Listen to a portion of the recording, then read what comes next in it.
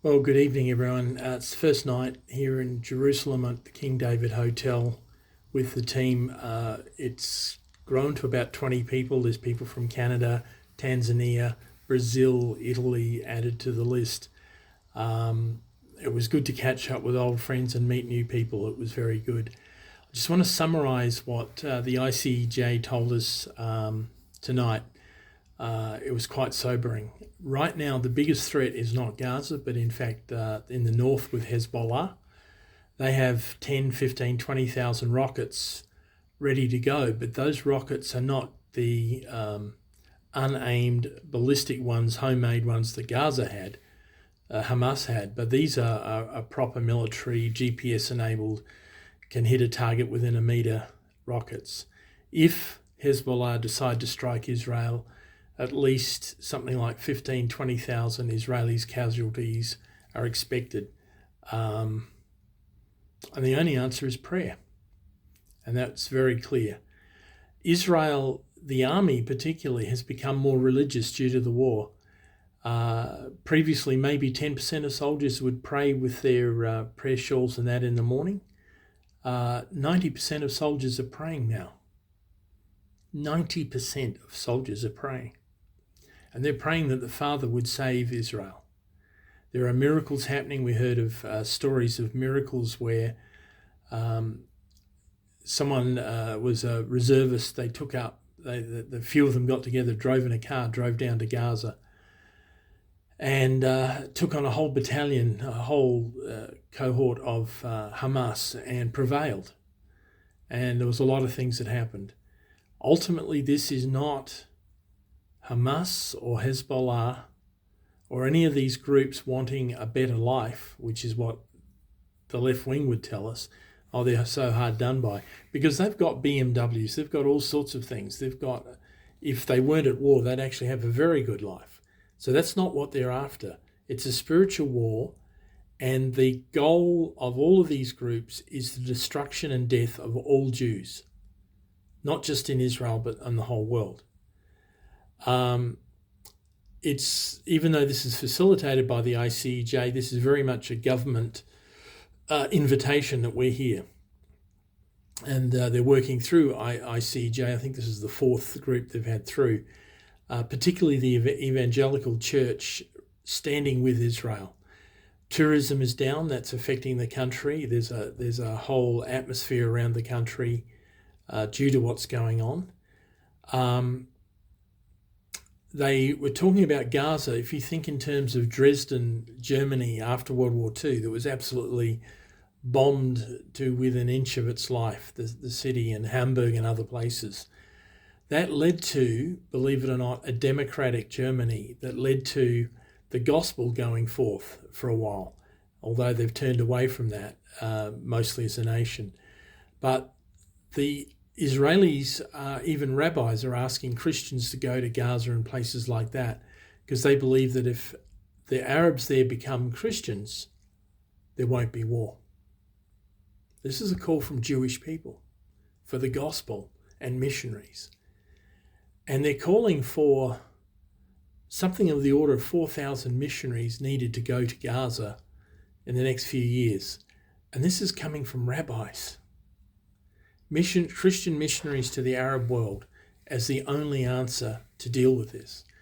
Hamas, Hezbollah, PIJ, Palestinian Islamic Jihad, and others are purely demonic. They're not motivated by money or lifestyle or anything like that, but a pure hatred of the Jews and particularly actually of God, believe it or not, because they do not see their Allah as the same.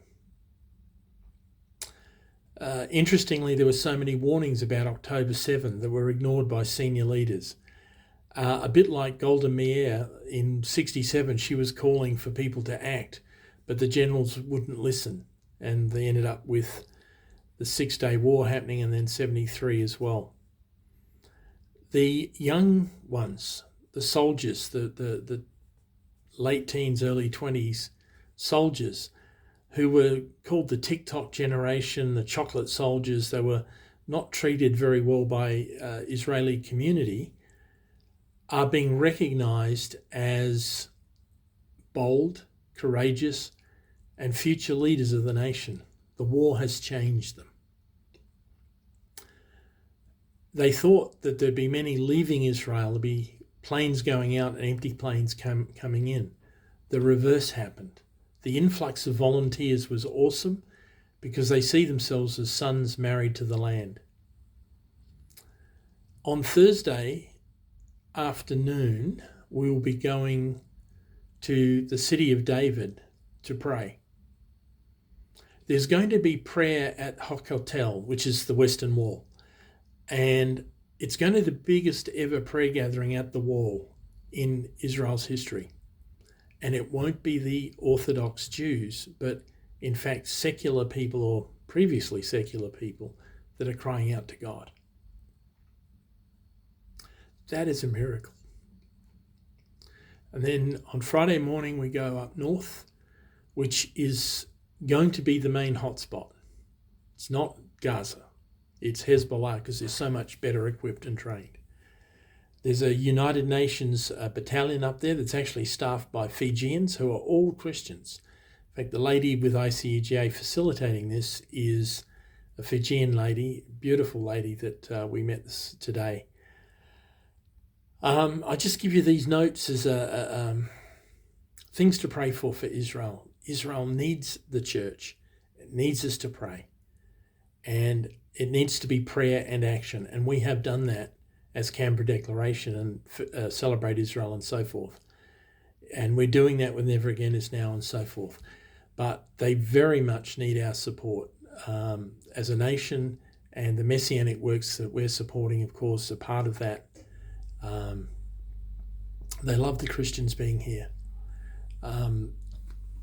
King David is not very utilised at the moment. The occupancy's down, as are apparently a lot of hotels other than really low-cost one being used for displaced population.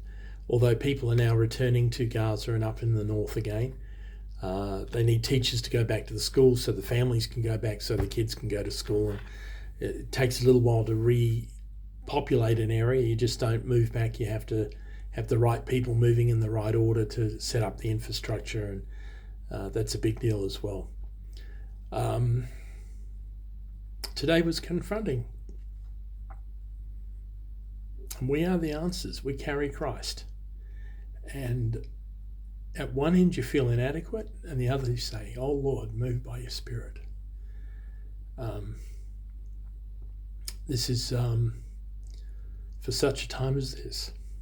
Things are changing. The government people we're going to meet, it's a bit dynamic at the moment because there's political and military things happening. So whatever we're expecting to meet or who we're expecting to meet is going to change.